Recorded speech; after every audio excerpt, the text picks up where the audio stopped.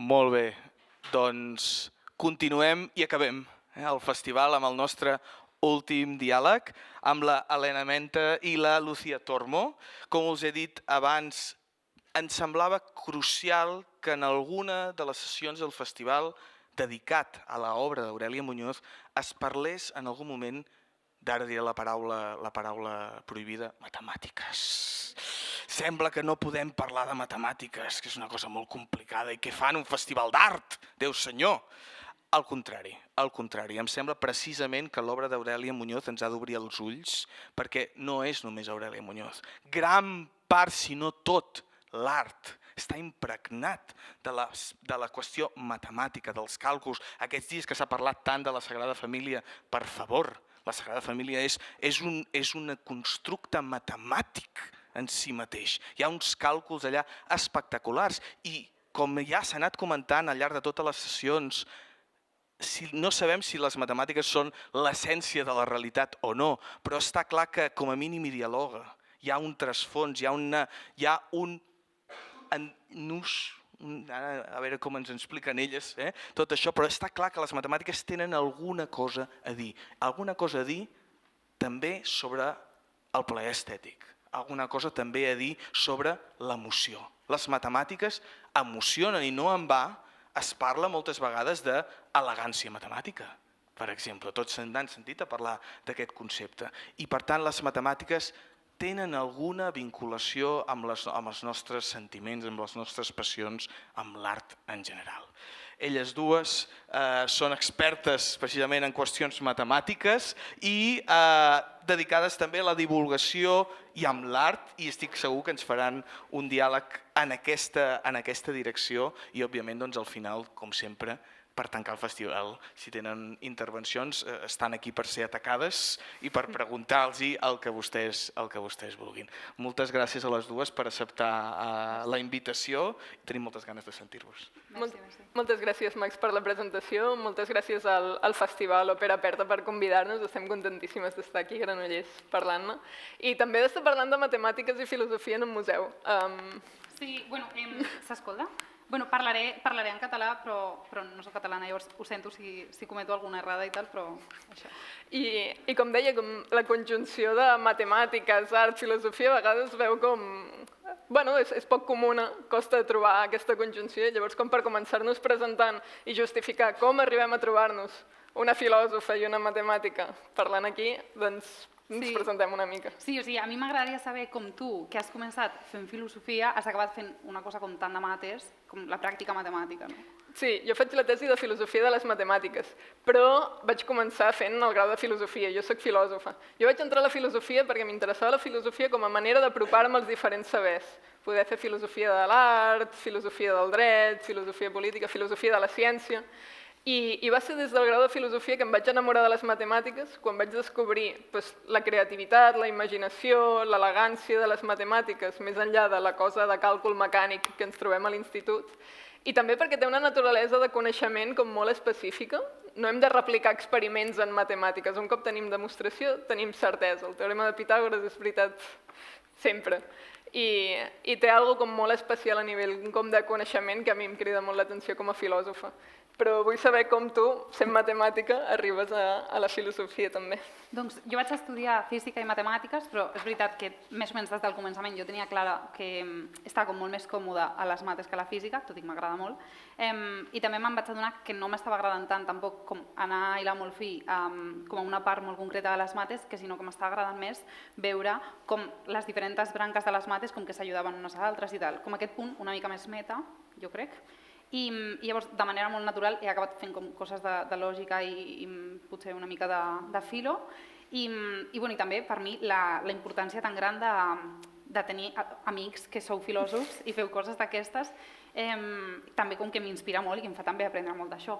I de fet, quan l'Helena i jo ens vam conèixer, és com que vam connectar molt més que pels tecnicismes, perquè és veritat que tenim formacions molt diferents, sinó més per com gaudien les mates i per, sobretot, com eren capaces de parlar de mates tota l'estona, o sigui, se'ns anava molt bé. Sí, també com per això el títol es titula Plaer matemàtic, perquè és el que volem transmetre, com ho gaudim. També ens divertim buscant les matemàtiques en el ganxet, en els vitralls... Llavors... Quan veiem obres com les de l'Aurèlia, se'ns fa molt fàcil anar-nos a converses d'aquest estil, no? Sí, i també veiem el matematitzar aquestes coses, el veure les matemàtiques en el ganxet, el veure matemàtiques, que us explicarem aquí també, em sembla que també ens fa gaudir-les més, ens fa apreciar les coses des d'un lloc, més enllà de la cosa sensible del gaudi als sentits, també com des d'apreciant com una complexitat més teòrica. Jo el que m'he trobat és gent que, parlant d'aquestes coses, de com conèixer des de la perspectiva científica coses que gaudim a priori només pels sentits, com l'arc de Sant Martí, jo he sentit dir que si veus la física darrere de l'arc de Sant Martí, si veus com la reflexió de la llum i li poses equacions i tal, com que deixes de veure com la màgia de l'arc de Sant Martí. No sé. Però no pensem això. Sí, jo havia escoltat això de l'art de Sant Martí, o sigui, és com que es diu molt, no? Quan tens una cosa és com que es torna menys màgica, però és que jo no crec que sigui cert i, de fet, crec que hi ha molts exemples al nostre dia a dia que ens demostren que no és cert. A mi em recorda molt una mica quan mirem els estels o coses d'així, o sigui, és com tota la humanitat s'ha estat sentint petita i sentint com emocions molt fortes mirant coses d'astrofísica i entendre astrofísica no ha tret aquests sentiments en cap cas i, de fet, ha fet que al saber com l'ordre de magnitud que s'està tractant, el que està realment passant en aquelles llums que mirem i tal, això en cap cas fa que mirem al cel i ens pensem, vale, tot bé, saps? O sigui, no pensem això. O no sé, o sigui, sí que crec que és com que molta gent pensa que les mates estan com al servei de l'enginyeria, que és veritat que ho estan, però jo no crec que la gent que fa matemàtiques faci matemàtiques per això, sinó que ho fan perquè hi ha com alguna cosa que senta molt bé en entendre les coses millor, no? O sigui, jo què sé, l'Alhambra és un dels edificis més visitats del planeta, literalment. Això vol dir que molta gent que no fa matemàtiques és capaç com d'apreciar la bellesa dels espais que hi ha allà i dels mosaics, però en canvi, si preguntes a qualsevol persona que fa mates, el primer que et parlarà és com de la bellesa que hi ha en aquesta codificació de coses algebraiques a través d'uns mosaics, no? O sigui, com que no són incompatibles. No sé, per mi, entendre mates és com una manera d'estimar les mates, és, no sé, això que ho fem, és com que aquella estètica de la que tu parles, crec que és conseqüència de ser conscient com del munt de capes de coneixement que hi ha darrere, no? No sé, això. Sí, llavors el que volíem encapsular en aquest plaer matemàtic és tant el plaer estètic de veure coses que tenen una estructura matemàtica i que ens semblen plaents, com veure coses simètriques, les proporcions, en arquitectura, això com és potser més immediat quan pensem en plaer estètic de matemàtiques, però també el que volem insistir és com aquest plaer epistèmic, aquest plaer que ens genera el coneixement. Una mica també com... No és una cosa molt elevada filosòfica, quan resolem un misteri a la Sherlock Holmes, com com tot quadra, hem entès com la profunditat de la cosa, aquests dos plaers, com els trobarem en conjunció en anar veient coses amb aquesta mirada matemàtica. I per tant, per compartir això i prenent aquesta obra com a excusa, volíem compartir amb vosaltres com un fragment de matemàtiques, sense tecnicismes i una mirada panoràmica, sense ara posar-nos a fer coses molt complexes que jo tampoc podria seguir com a filòsofa. I com que Aurèlia Muñoz va ser molt important per la investigació tèxtil i del macramé i tot això, hem triat com a branca de les matemàtiques per compartir amb vosaltres la teoria de nusos. Sí, o sigui, nosaltres us volem parlar de teoria de nusos, que és com tot un tema a mates, però per poder parlar-vos d'això, primer haurem de parlar una mica d'una branca de les mates una mica més ampla que la teoria de nusos, que és la topologia. Sí, que és com l'estudi d'aquesta sensació com maleable que tenim a vegades amb alguns objectes, doncs formalitza i posa rigorositat a tot això, i és el que farem. Jo el primer que vaig saber de topologia va ser allò del dònut i la tassa, aquest gif que tenim aquí. Sí. I això és el primer que em va arribar. Però és que aquest és un molt bon gif. O sigui, a mi m'agrada molt perquè mostra com el dònut i la tassa, que evidentment són diferents, és com que es poden transformar d'una a l'altra i això ja ens dona com la pista de que va tot. No? Però els matemàtics diríeu que són iguals, que són el mateix objecte, o en quins termes el dònut i la tassa són iguals? És com que la topologia ens dona resposta justament a això. O sigui, que una tassa i un dònut no són el mateix, en plan, és evident, no? però sí que dins d'aquesta branca de les mates són indistingibles. O sigui, hi ha una manera que a mi m'agrada molt d'entendre com les diferents branques de les mates, que és que cada branca de les mates estudia els subjectes en base a una relació d'equivalència. Sí? Que dues coses siguin equivalents vol dir que siguin semblants d'alguna manera, o sigui, formalitza aquesta noció de semblança. Llavors, depenent de quina noció de semblança escullis, llavors estàs com deixant algunes propietats de banda i altres les estàs posant com a rellevants. Llavors, a topologia, aquesta noció d'equivalència és el que normalment els direm les transformacions contínues, que és això com de moure així, en un estil una mica blandito, les coses.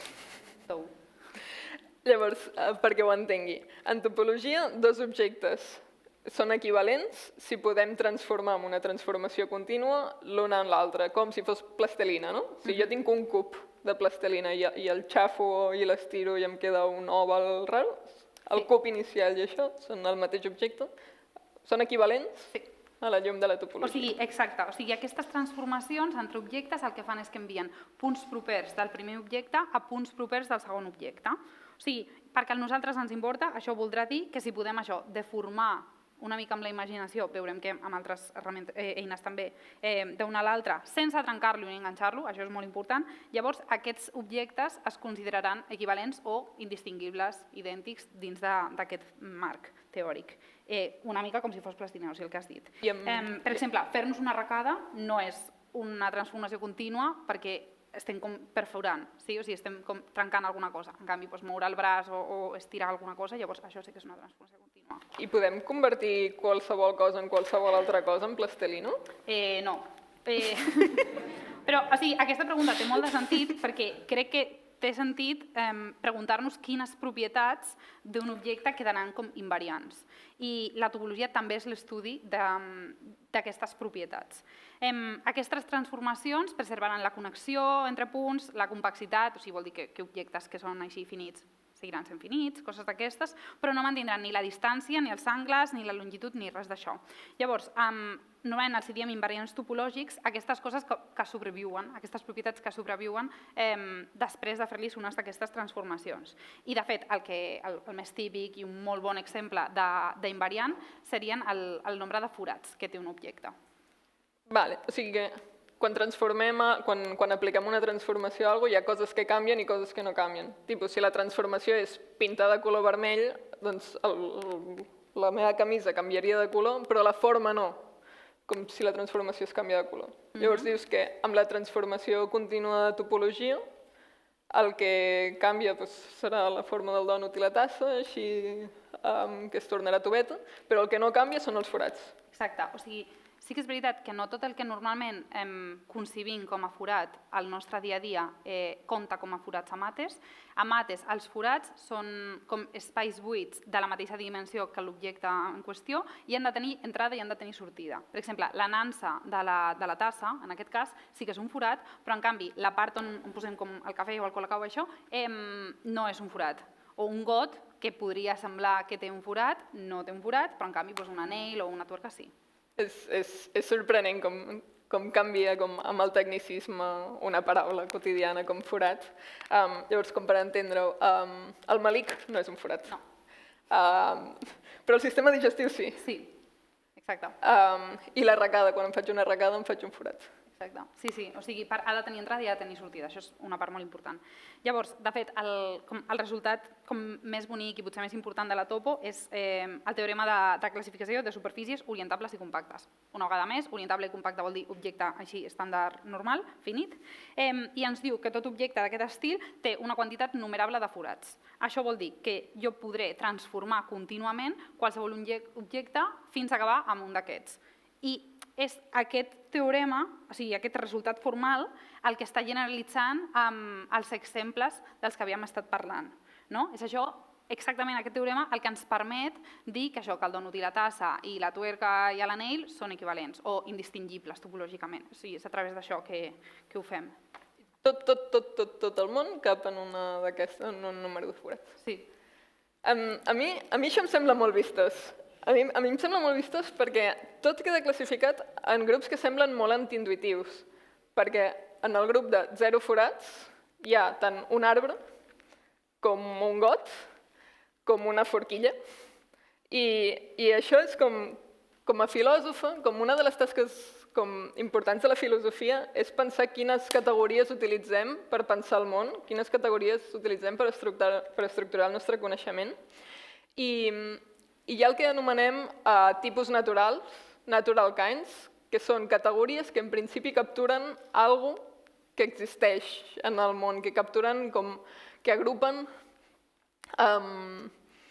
coses que naturalment, que a la realitat com haurien d'anar juntes. Contraposat a categories artificials. Tipus, exemples clàssics per il·lustrar això. Aigua és una categoria que ens agrupa diferents líquids sota la categoria aigua, que com que captura respon a algú natural, a algú real, que és com l'estructura, la composició H2O. Però en canvi moble sembla més com una convenció humana que no necessàriament captura alguna que hi ha a la realitat. Llavors, com una tasca filosòfica, una pregunta filosòfica clàssica és si les categories científiques descobreixen divisions reals a la natura o les imposem nosaltres com a convencions. Sí, com les espècies biològiques, per exemple. Ui, això és com... Clar, no. Hi ha posicions que diuen que sí que hi ha alguna cosa... Això pot ser la companya de filosofia de la biologia que tenim aquí en primera fila. Però, bueno, és un tema filosòfic. I jo el que esperaria de les matemàtiques és que fos com la clau per trobar tipus naturals. Per exemple, forma. Esperaria que triangle em capturés com una categoria real. Però ara veig com que la topologia em fa classificacions que em semblen molt boges. Com això, que l'arbre sigui com el got i que jo amb una arracada o sense una arracada caigui en dues categories diferents em fa com molt antiintuitiu. Sí, la veritat és que és fort, però també crec que és important recordar quin és l'objecte d'estudi i quin és el nostre objectiu. O sigui, perquè si ens interessen això, els animals, aquest tipus de classificació no ens serveix de res, o sigui, no guanyem res, però és que ho fem amb tot. Per exemple, per mi, jo què sé, la pedra del carrer, la pedra que han portat de la lluna i una pedra de la muntanya, sí, són pedres i punt, perquè jo no tinc cap formació ni cap objectiu com geològic. Però per una persona que es dedica a estudiar les propietats com específiques d'això, aquesta categoria no li val per res. I de fet, és que això ho hem fet amb tot, no? Sí, o si classifiquem per colors, això, un extintor i una maduixa cauen a la mateixa categoria. Sí, o sigui, jo crec que amb els forats és com que sorprèn molt, però perquè no estem acostumades a fer com classificacions en aquests termes, però que les classificacions siguin sempre igual de banals, crec que és o antiintuitives, ho fem tota l'estona i en tots els àmbits si ens sembla bé, doncs aquí també ens ha de semblar bé. No? I ara que sabem una mica de què va la topologia, és que em parles amb molta passió, per què t'agrada tant? Sí, a mi de la topologia és com que em sembla molt guai, perquè crec que és com la branca més tova de les mates, i jo sí que crec que, per exemple, si pensem en geometria, és com que ens obliguem... Ai, sí, perdó. És com que ens obliguem una mica a respectar distàncies, a respectar angles, a respectar com coses així una mica més rígides. Però amb topo, doncs això, com que podem amassar, podem estirar, podem comprimir, podem doblar, és com una mica el que hem parlat, que els nostres objectes són de plastilina. I llavors, quan més llibertat tenim per transformar, o sigui, podria semblar més difícil que es pugui com formalitzar o com definir rigorosament alguna cosa que estudiem.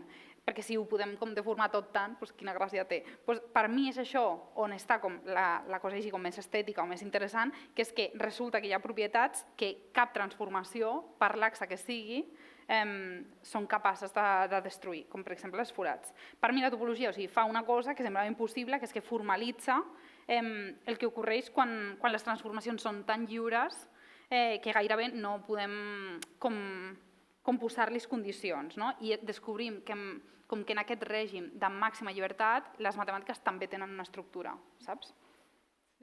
Jo pensant en topologia i també amb la connexió amb l'art, a mi el que m'agrada és que ens ensenya a mirar més enllà de les aparences. Ens ensenya a mirar a l'essència de la forma aïllant els accidents. Ignorant si la tassa té relleu, ignorant si el dònut té topping, anant a buscar l'essència, com una mirada més profunda a les coses. I crec que té alguna cosa comú amb l'art, quan l'art és aquest exercici de mirar el món d'una manera diferent, profunda, una nova perspectiva, trencant això, trencant automatismes perceptius, no quedant-nos en el que ens arriba a la mirada, sinó com fent aquest intent d'imaginar com es deformaria si fos de plastilina. Sí, o sigui, potser fa temps a l'art, no tant, perquè sí que crec que l'art era com més figuratiu, però jo sí que crec que des que, per exemple, tenim doncs això, càmeres fotogràfiques que ens permeten com tenir una imatge molt figurativa, sí que crec que l'art s'ha anat cap a entendre una altra cosa, crec. Això, sí, i jo crec que hi ha com una sensibilitat estètica pròpia de la topologia. Quan fas molta topologia t'acostumes a trobar com la gràcia, aquesta fluïdesa, aquesta deformació contínua, a que les coses es transformin sense trencar-se. I crec que en l'art contemporani tenim coses que ens ressonen a topologia, com escultures orgàniques, com amb les formes més arrodonides, art cinètic, que es mou com aquestes transformacions, instal·lacions deformables,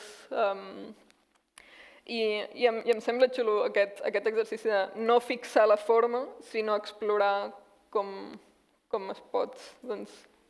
Sí, total. O sigui, bueno, i de fet, com de tots aquests elements artístics, així com més transformables, nosaltres hem vingut a parlar de nusos, que, quina casualitat, és com una subbranca de la topologia, no? O sigui, els nusos són un objecte d'estudi dins d'aquesta branca més ampla i totes aquestes nocions de les que hem estat parlant, doncs això, transformació contínua, com això de que no es pot trencar ni enganxar ni tot això, ho tindrem present ara també. I, de fet, els nusos són objectes que ja són una mica així, no? O sigui, estan a l'espai, són maleables, en el sentit que tu pots moure una mica la corda i no diries que ha canviat el nus. No? Doncs anirem una mica per aquí i intentarem com posar definicions una mica més formals a aquestes nocions que ja tenim sobre nusos. Sí, i nusos n'hi ha...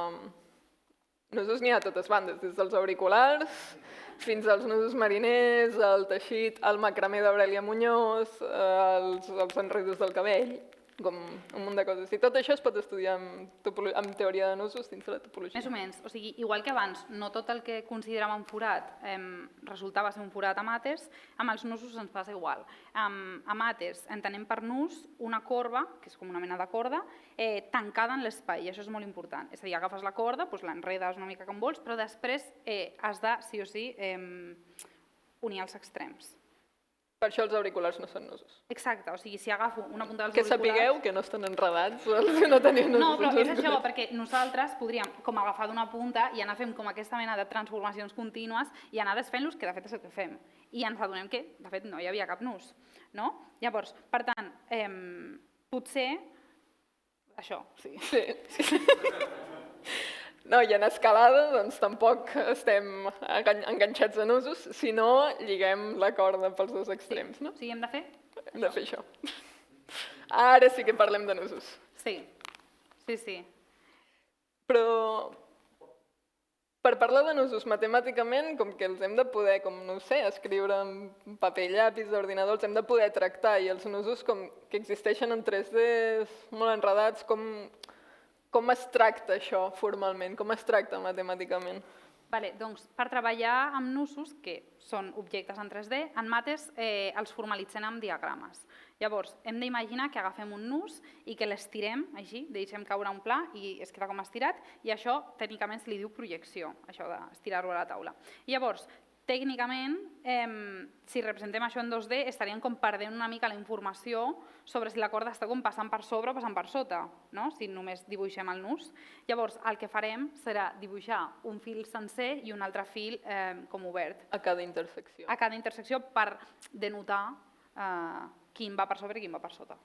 Sí, és xulo perquè jo si em demanes que dibuixi un nus 3D sobre un paper potser hagués fet alguna cosa així, però en matemàtiques com que està decidit, és una convenció notacional que a les interseccions un fil es deixa com discontinu, marcant què passa per sota i això. I és una convenció que codifica informació. La notació codifica informació. I em sembla xulo que hi ha una connexió òbvia amb la intuïció. Com que la notació respon a aquesta intuïció una mica sense... Sí, clar, i a més, ara que els sabem representar, o sigui, si no els sabíem representar no els podríem estudiar. Però fent aquesta projecció, com enviant aquest nus que tenim aquí, o sobre el pla on està en vermell, sobre el pla on està en verd, ens queden dues representacions diferents. Com sabem que és el mateix nus? Clar, o sigui, tot i que els diagrames no siguin els mateixos, el que volem veure és que un mateix nus pot tenir diferents formalitzacions diagramàtiques en aquest sentit.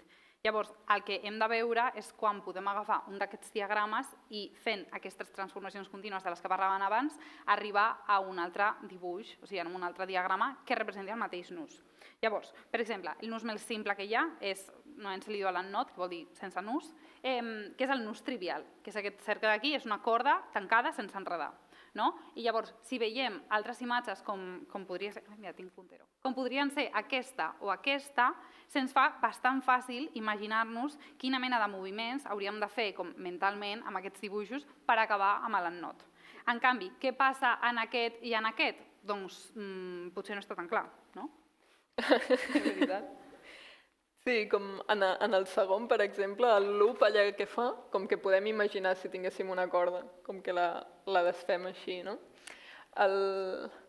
Però, bueno, el segon és fàcil, però aquest d'aquí baix no tant. Jo em preguntava pel ganxet, ja que fem tant ganxet.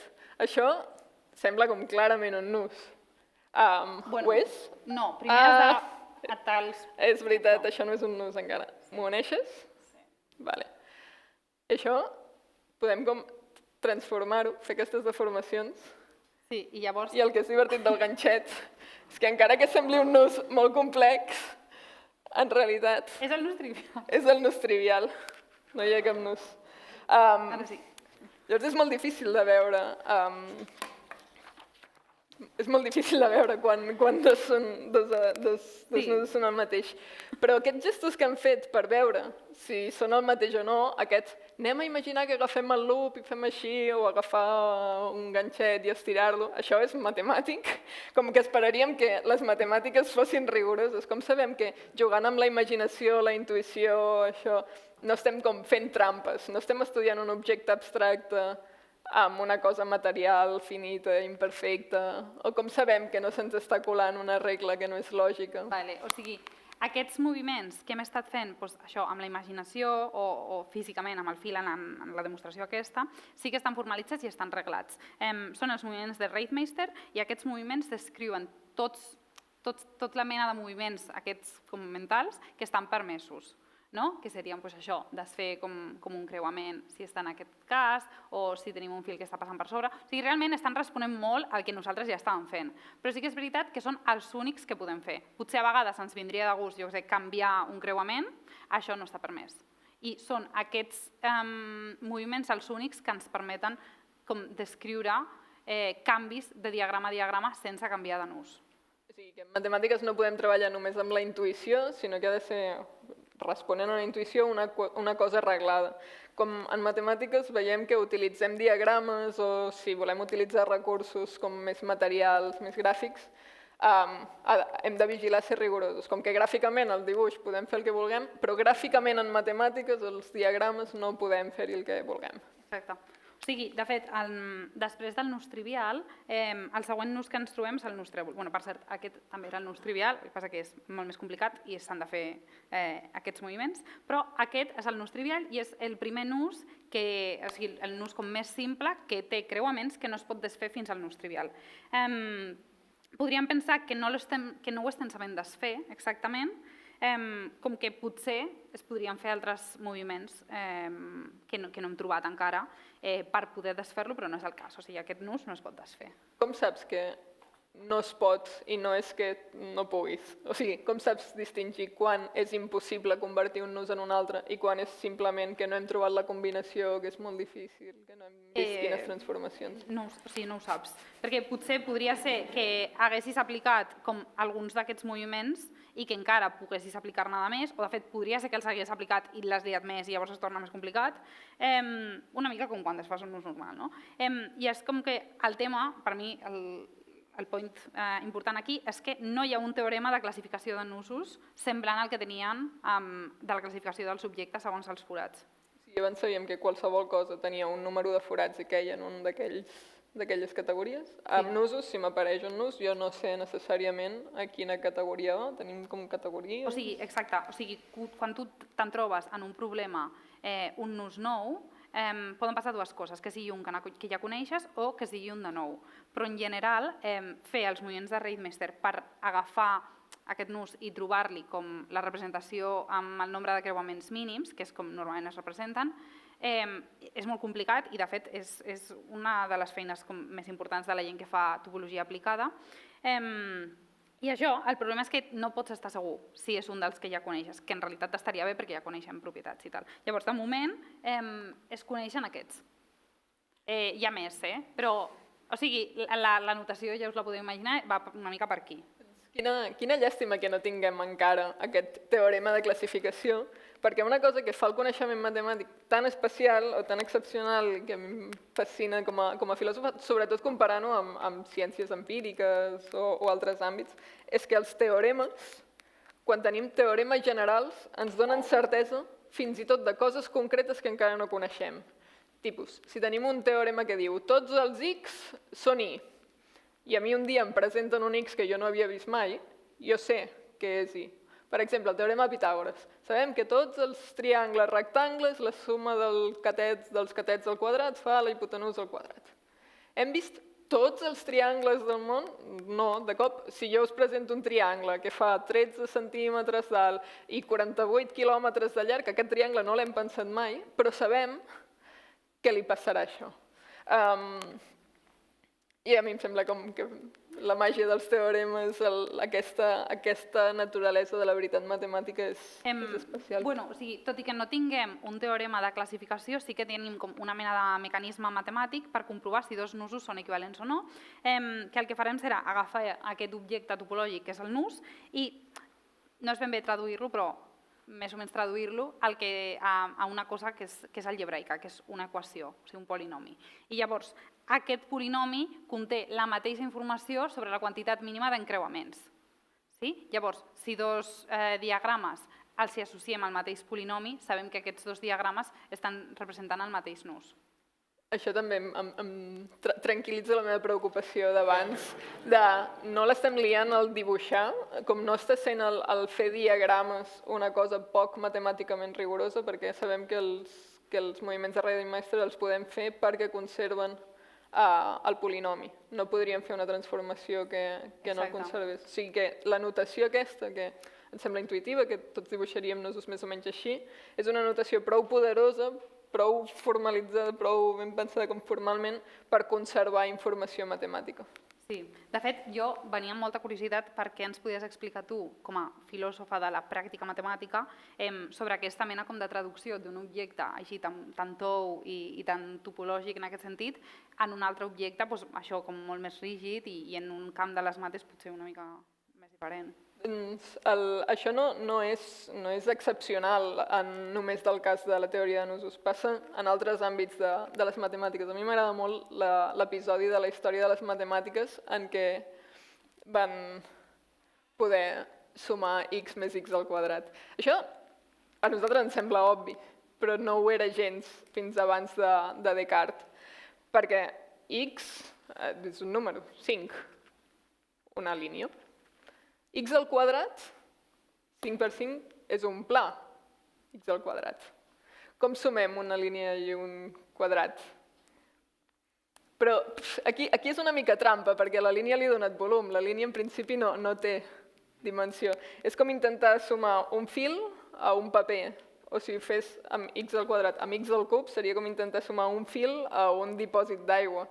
Fins que no es va fer com un canvi conceptual, fins que no es van unir aquestes dues ontologies en una mateixa manera de formalitzar-ho, no es va poder comprendre el sentit d'això. Nosaltres veiem que 5 més 5 al quadrat és 25 i llavors sumar 30, però això no va requerir com de millora tècnica. No és que abans no sapiguessin sumar prou. Va requerir d'una manera diferent de conceptualitzar els objectes. En aquest canvi de perspectiva sobre com mirem les coses, en aquest unir els nusos i els polinomis podem guanyar-hi. I també passa en altres bandes, com per exemple si analitzem la física amb llenguatge de la geometria, En principi, la geometria, les matemàtiques són abstractes. Un triangle ideal no té dimensió a les línies, però si apliquem aquests triangles ideals a la física, que sí, aquí guanyem, o aplicant lògica a la computació, aquest unir àmbits no és casual. I ho trobem arreu. Per exemple, el teorema de Pitàgores té demostracions tant algebraiques, demostrem el teorema de Pitàgores amb números, equacions, com demostracions geomètriques. I aquí guanyem coneixement per diferents maneres, diferents perspectives, diferents aproximacions als problemes. Sí. Bueno, és que de fet jo crec que amb això estem com sent testimonis d'una cosa que m'agrada molt, que és que ens hem de recordar que les branques de les matemàtiques no són disciplines diferents, sinó que portaven això una estona fent transformacions molt toves i de cop hem vist que amb aquesta tota altra part de les mates, com això, nocions molt més rígides, podem arribar a les mateixes conclusions. No sé, o sigui, exemples com aquests n'hi ha molts, a mi m'agraden molt i, a més, sempre que hi arribes et quedes amb aquesta mateixa sensació, com que les mates són una mena com de palau i llavors tu obres una porta i te n'adones que era la mateixa porta que havies obrit però des d'una altra banda i és com que aquesta mena com de navegar entre les diferents branques de les mates s'ha vist a tot arreu i, de fet, l'home que va trobar aquest polinomi, que és el polinomi de Jones, era un home que no estava treballant ni a topologia ni a àlgebra, estava fent coses d'estadística quàntica i mecànica quàntica i es va trobar amb aquest polinomi que de fet li servia per aquesta altra cosa. O sigui, trobem tota aquesta estructura a cada branca, però també trobem tota una estructura com més global a les mates, que és molt divers com d'anar descobrint. I més enllà de connexions de mates amb mates, d'àmbits diferents de les mates dins les mates, trobem connexions de teoria de nusos també fora. Sí, clar, o sigui, al final els nusos són com possiblement un dels subjectes matemàtics com més antics de la humanitat, no? O sigui, els hem vist això a totes les cultures, per navegar, per construir, els quipucs incas i tot això, i com a tal ningú estava fent teoria de nusos en aquell moment, ningú estava fent topologia, però d'alguna manera sí que tenien com un coneixement pràctic de les propietats dels nusos. I quan les mates arriben a tot això, és com que no estan reinventant els nusos ja estaven allà, sinó que el que estan fent és donar-los un llenguatge i una formalització per poder arribar-hi a llocs on no podríem arribar només amb la intuïció. De fet, com un dels problemes o un dels exemples més notables d'això seria la doble hèlice de l'ADN, que és com una corba tancada en un espai 3D i tal. Hi ha unes proteïnes que es diuen les topoisomerases, de topologia, perquè tot això, o sigui, tota aquesta branca com de la biologia s'ha pogut estudiar gràcies a aquesta formalització. Potser ja teníem intuïcions sobre els nusos, però formalitzar-lo ens permet arribar a llocs nous on potser no haguéssim arribat, només amb la ment. Una mica com desfer el nus, que era més complicat, saps? A mi, més en clau també història de la ciència, m'agrada molt que en particular permet estudiar coses quotidianes i permet estudiar coses infraestudiades des de les ciències com són els sabers feminitzats i en particular el teixit. El teixit, com els teixits, en principi ens semblen, amb una mirada així superficial, coses boniques que podem apreciar com estèticament, això pels sentits, però som font o vehicle de molt coneixement, molt tècnic, molt científic també. A mi em sembla molt vistós que l'origen dels ordinadors estigui en els teixits. Aviam si puc explicar això ràpid. Quan teixim, què fem? Passem un fil per sobre, per sota, per sobre, per sota, per sobre, per sota, o per sobre, per sobre, per sota, per sota. I aquest per sobre, per sota, per sobre, per sota es pot codificar amb un 0, o per programar un teler, els primers telers en la revolució industrial, va aparèixer el teler Jacquard, que el que feia era amb unes targetes perforades, on havia d'anar per sobre posava un forat, on havia d'anar per sota no. Sí, que de fet això es considera la primera màquina programable. Sí, el primer ordinador, una mica de nància. I aquesta mateixa idea de targetes perforades és el mecanisme amb el que es van fer els primers ordinadors. O sigui que en una cosa tan quotidiana com el teixit, si ens ho mirem en clau matemàtica científica, podem com traspassar la cosa de ai, quin patró més xulo, quin patró més xulo, que xulo el procés de codificar-ho, quant coneixement tècnic requereix. I també no cal anar tampoc a coses tan tecnològicament carregades, a tanta maquinària per poder-hi veure. tecnologia, coneixement. També hi ha coneixement que no requereix de grans infraestructures i hi ha coses més com quotidianes. A mi m'agrada molt l'anècdota d'aquesta cosa de codificar informació com associant el teixit al codi binari com codificar informació. També podem agafar punt alt, punt baix, en lloc d'uns i zeros, o punt del dret, punt del revés, enmitja.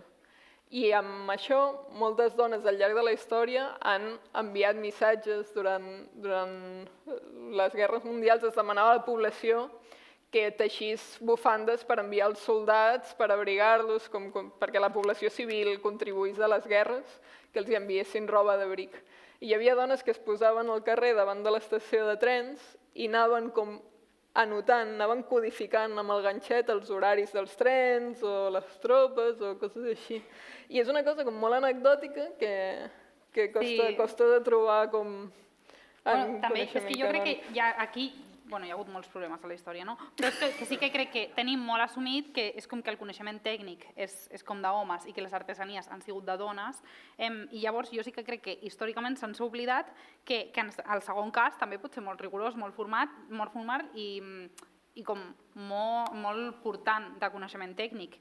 I de fet aquesta com desconfiança en el saber feminitzat va fer que en aquests episodis això sortís bé. No? Si ho haguéssim fet els homes ho haguéssim mirat, jo crec. Sí, hi ha el tema de que també pot ser molt tècnic, com els patrons que es troben en revistes de ganxet en els quioscos, tenen aquesta pinta. I això és una convenció notacional, de nou, per descriure algoritmes com els procediments que s'han de seguir per fer una cosa, en particular una bufanda o una manta, com en programació. En programació també hi ha convenció notacional per descriure algoritmes, que això sí que s'entén com a més seriós i més tècnic. O sigui, que ho és, però el ganxet també. No és que la programació no sigui rigorosa perquè el ganxet és igual, sinó que el ganxet també és rigorós perquè l'altre ja ho estaven considerant així. Sí, i recollint també de nou el tema dels diagrames, insistint en aquesta cosa més gràfica, més artística que hem anat trobant en les matemàtiques. És tot un tema en filosofia de les matemàtiques contemporànies, com també per donar pinzellades de què s'està fent en l'àmbit de la filosofia de recerca, estudiar el tema dels diagrames. S'està dient que no són només una ajuda a la comprensió. S'està dient que les matemàtiques no són només com un seguit de proposicions introduïdes per regles a partir d'axiomes i definicions, tot formal, sinó que també poden utilitzar els diagrames amb un rol més que il·lustratiu. No és que quan en un llibre de matemàtiques tenim un diagrama és només per il·lustrar el que es diu en el text, sinó que podem fer matemàtiques també amb això, que tenen un rol no només heurístic, sinó epistèmic, per tirar paraulotes filosòfiques. Sí. O sigui, això ho volíem també linkejar una mica amb l'experiència de fer el grau de matemàtiques. Jo sí que tinc profes, o he tingut profes, que estan super en contra dels diagrames, deien que si estem fent mates hem de ser formals i que ho hem de fer sense dibuixos ni res d'això, que ha de ser com tot teòric. I per una altra banda tenim altres profes, evidentment, jo estic en aquest equip, que sí que veuen els diagrames com a part del coneixement que se'ns està donant a nosaltres i que estem produint nosaltres aprenent això. O sigui, que les coses siguin il·lustratives no és irrellevant per l'estudi d'aquestes coses, saps? Sí que ens van bé per comunicar-nos. No només per fer com divulgació dels matemàtics cap a la gent que vulgui aprendre matemàtiques, sinó també entre matemàtics ja va bé com aquest rol també il·lustratiu, heurístic. Però també és un rol epistèmic, com permet agafar aquesta estructura abstracta que estem estudiant, externalitzar-la, fer-la com tractable per operar-hi directament i ens ajuda a descobrir una relació entre punts que no vèiem ara que la tenim a la mà, o ajudar a justificar, o ajudar a inferir. Si puc dibuixar el quadrat en 2 dimensions, el cub en 3 dimensions, com seria un cub en 4 dimensions? Com podem assisteix al raonament? Bueno, una mica com pensar mentre es dibuixes, no és només pensar i després dibuixar. Sí, i no crec que tingui només component comunicatiu, jo crec que si si les matemàtiques es fessin a una cova sense haver-hi d'explicar a ningú i tal, aquella matemàtica també faria servir dibuixos, també faria diagrames. O sigui, no és només comunicatiu, que també ho és part del procés matemàtic. O sigui, per mi, jugar amb les imatges, els diagrames, així com de manera arreglada i rigorosa, també és una forma vàlida de fer mates. Per mi i per més gent. I això no ho diem només nosaltres, sinó que és com molt, molt evident en la pràctica dels matemàtics. Aquest llibre m'apassiona, m'agrada molt. El llibre es diu No esborrar, d'una fotògrafa que no sap res de matemàtiques. És una fotògrafa que va anar per departaments de matemàtiques fent fotografies a pissarres de matemàtics perquè li semblaven estèticament plaents. Perquè, bueno, és un suport artístic, diagrames, guix sobre pissarra, 2020 i pico. I és com clarament bonic, crec que clarament captura com podem ajuntar aquest coneixement abstracte amb una visió, metodologia més material, també per aterrar les matemàtiques, que a vegades ens pensem que només és una cosa que existeix en un món intel·ligible o com a molt que es fa amb calculadora, també es fa matemàtiques amb suports que podem llegir com a artístics. Sí, i també hem vist que no és només que ho veiem això i ho mirem com a un quadre, sinó que també hem vist que aquests dibuixos poden representar nocions matemàtiques. En aquest cas, per exemple, tenim exemples de pissarres on s'estan estudiant nocions topològiques. Sí, i esperem que si ho hem fet prou bé, a l'entrar aquí haguéssiu vist això com algo genèricament bonic, si us agrada o no, però que ara també ho veieu com a epistèmicament bonic, com de sabeu que codifica com unes teories, una manera d'entendre les formes. I aquí, doncs això, una altra pissarra també, veieu com es va conjugant les equacions, el raonament que pensaríem més com a matemàtic amb dibuixets i com va lligats. Sí, i també en general ens agradaria haver transmès que les matemàtiques són de fet un procés creatiu i que a vegades cal sortir una mica com d'aquesta idea de que les mates han de ser com molt fredes i molt rígides i que tenen com una manera de fer o una pràctica molt concreta i que la gent que fa matemàtiques prova, falla, juga, torna a fer, dibuixa i tot això i que cadascuna de les parts d'aquest procés són igualment rigoroses, igualment formals i igualment importants. I també recordar-vos que l'estudi d'objectes així com quotidians des d'un punt de vista formal també és una manera vàlida de fer matemàtiques, també són àrees de les matemàtiques que es fan. I una cosa que comentaven és que ens sembla també molt important haver pogut explicar això aquí al museu, perquè de la mateixa manera que els museus ens apropen una mica al procés creatiu artístic, doncs nosaltres volíem apropar-vos també al procés creatiu matemàtic, que sí que creiem que té com aquest paral·lelisme que ens agrada a nosaltres, no sé. I era això. Moltes gràcies. Molt bé.